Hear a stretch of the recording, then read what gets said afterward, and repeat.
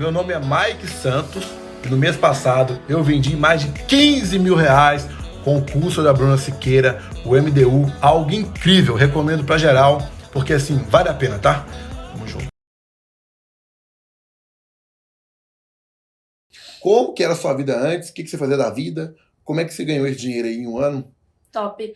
Vamos lá, gente. Então, eu fui nascida e criada no Complexo do Salgueiro, que é uma das favelas mais perigosas do Rio de Janeiro, em São Gonçalo, tá? Não é no Rio, né? É do outro lado da ponte, Rio-Niterói.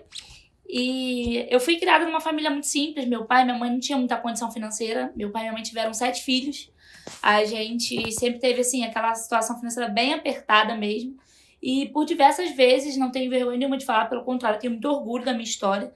Eu sempre falo isso no meu Instagram. Eu acho que, de repente, se eu não tivesse passado por tudo que eu passei, eu não seria a pessoa que eu sou hoje, sabe? E várias vezes, né, meu pai, ele ia pro lixão pegar comida e várias coisas, eu ia junto, eu adorava, inclusive, montar na carroça e ir pro lixão. Porque naquela idade eu tinha 10, 12 anos, eu não tinha noção de nada, né? E como eles não tinham condições de dar nada pra gente, então a gente ir pra lá era um momento onde eu pegava coisa que a gente queria comer e meu pai e minha mãe não tinham condições de dar. Coisas simples, coisas baratas, mas meu pai e minha mãe não tinham condições.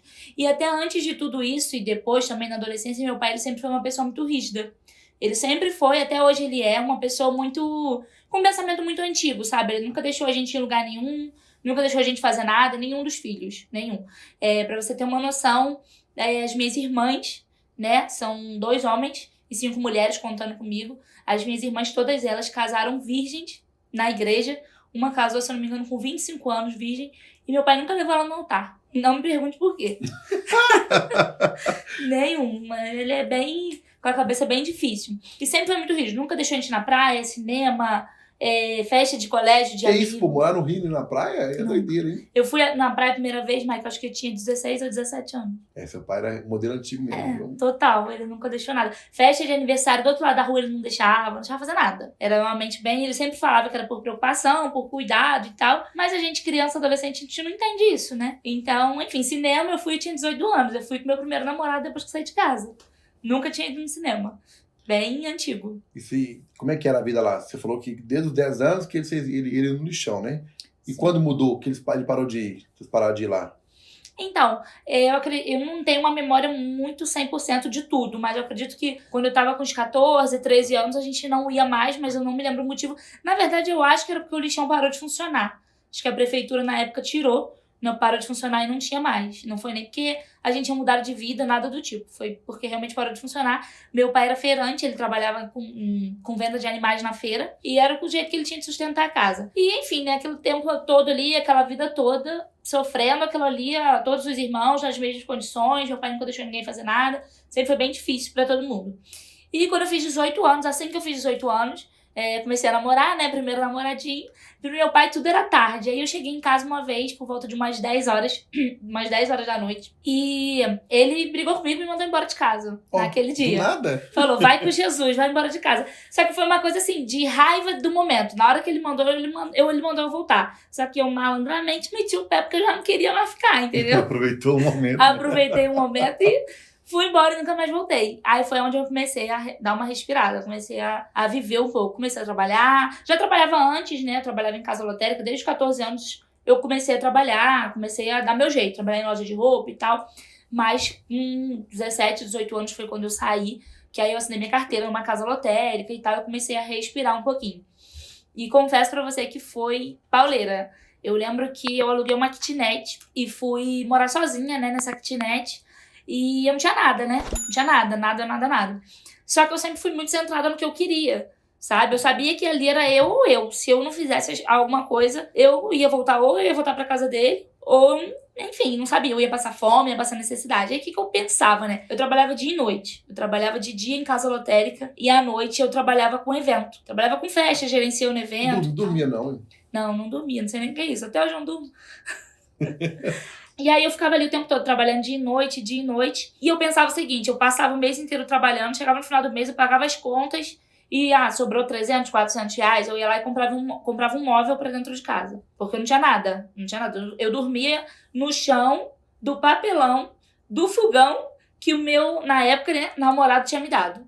Aí eu dormia no papelão ali minha irmã tinha me dado um edredom, alguma coisa assim, era ali que eu dormia. Minha mãe tirou uma geladeira no cartão dela pra mim e eu tava vivendo ou sobrevivendo ali, né?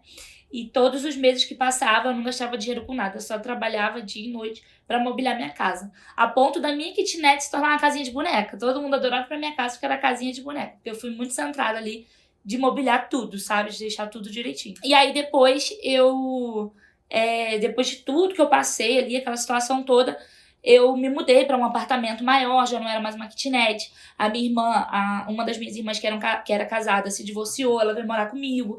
A gente ficou morando junto durante um tempo. E logo depois eu engravidei do meu atual, né, naquela época do meu namorado, eu engravidei. Tive meu filho hoje tem 5 anos, o Miguel tem um filho de 5 anos.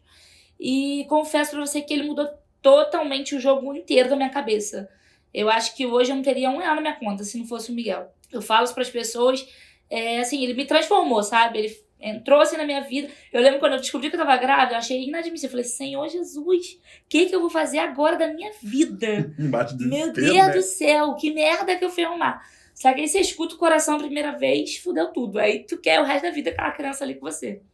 E aí, beleza, fui aos trancos e barrancos, meu filho nasceu. Passei muita dificuldade com ele também. Ele nasceu... Pobre é foda, né? Tá na situação difícil, arruma um filho, né? É foda, viu? Foi loucura. Eu lembro que quando ele nasceu, ele tinha infecção no sangue. Nossa. E a enfermeira veio assim, tava todas as mães, né, com o seu bebezinho já no dia seguinte. A enfermeira veio e falou, mãe, seu filho não vai vir não, seu filho tá com infecção no sangue. E médico, enfermeiro, fala de qualquer jeito, né? E eu não entendia. Naquele momento ali eu só sabia chorar. Eu falei, meu Deus, vou perder meu filho. Enfim, a gente ficou ali durante 5 dias tomando antibiótico. Ele ficou tomando antibiótico no sangue. Era horrível, porque às vezes tinha que achar vacina no pé, na mão, achar aveia no pé, na mão. É difícil de achar aveia em criança. E aí, beleza, a gente foi pra casa. Só que assim que ele nasceu, a minha irmã que tava comigo no hospital, ela percebeu que ele tava com uma dificuldade de respirar. E foi nisso que ele voltou pra incubadora, né? Voltou lá onde ficam as enfermeiras com os bebês. E no dia seguinte ela falou isso pra mim. Só que eu ainda não sabia exatamente o que era. Pra mim era só aquela infecção no sangue. E depois a gente descobriu que ele tinha dificuldade de respirar por conta dele ter ficado quase 43 semanas na minha barriga. Ele passou muito do tempo. E o certo é quanto tempo? 40 semanas. Aí passou 3, não, quase um Passou mês. quase 3 semanas. E aí ele não conseguia respirar sozinho, não conseguia respirar direito. Enfim, aí só pra resumir, a gente foi umas 3 vezes pra casa e a gente voltava pro hospital porque ele não conseguia respirar, ao ponto de na terceira vez a gente chegou na Unimed, a médica falou, não mãe, eu vou internar seu filho, porque senão você vai perder ele em casa. E eu ali desesperada. Nossa, só coração de parou uma dessa, hein? Desesperada. Eu não tinha noção, sabe? Eu não conseguia. E como meu pai ele sempre foi desse jeito, eu não tinha nem a minha mãe perto de mim. Porque ele não deixava minha mãe ficar comigo, ele achava que a gente tinha que ir pra casa dele, sabe? Minha mulher não tem que ir em lugar nenhum, vocês têm que vir pra cá. Sendo que ele morando dentro do complexo de Salgueiro, não dá nem pra sair lá de dentro num desespero. Nunca quis sair de lá, sempre morou lá dentro, nunca quis sair. Então era bem complicado. Aí a gente ficou 10 dias no CTI, eu quase perdi ele no CTI, ele ficou lá dentro da incubadora, cheio de coisinha colada no corpo. E beleza, aí a gente veio pra casa no 11º dia. Ele teve alta e foi, assim, uma barreira, sabe, lá dentro. Porque você vê outras mães perdendo filhos lá dentro, sabe? Você vê as criancinhas morrendo, você fica assim, meu Deus, salva meu filho. Salva meu filho. É um desespero que você não... Só quem passa por aquilo ali consegue entender tudo que tá acontecendo, o propósito de Deus naquilo ali, porque você fica desesperado. Você fica desesperado, essa é a palavra. Você fica desesperado. Você tem uma criança que você sente que a sua vida começou a partir daquele momento. Porque quando você tem um filho, a sua vida parece que tá renascendo e ao mesmo tempo, em menos de um mês, você passar por tudo aquilo ali, parece que tudo que você viveu ali, eu tive meu filho com 22 ou 23, tudo que eu vivi não valeu de nada, era só aquele mês ali e Deus estava me mostrando 1000 coisas, sabe?